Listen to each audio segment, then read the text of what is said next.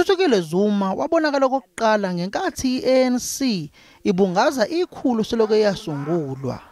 Manje uGaqele isikhundla sokuba umgcinimafa kwazwelonke wophiko lwentsha leANC. Uthi akumele ahlulelwe ngokuthi obani abazali bakhe. I think I derive my political views from my political life, from my experience and from those who influenced me, including my parents. My parents are both freedom fighters, especially on the Dlamini side. I actually have a family that is very political.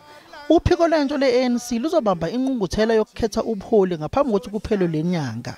Lapho ekulindeleke khona ukuthi uThuthukile Zuma agaqele isikhundla sokuba umgcinimafa kwazwelonke walolu phiko eqhudelana nomgqugquzeli jikelele walolu phiko uZwelo Masilela.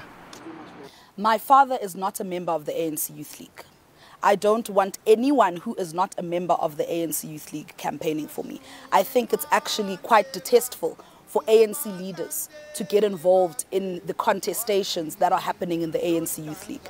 I don't think it should be my father. I don't think it should be anyone over the age of 35 who is actively campaigning for leadership of leadership of an organization to which they do not belong. It's wrong. Uphiko lwentsha leANC nalo lufuna ukuphosela inselelo umthetho wokuxhasa ngemali amaqembu ezombusazwe ukuze ungabandakanyi izinhlangano zentsha.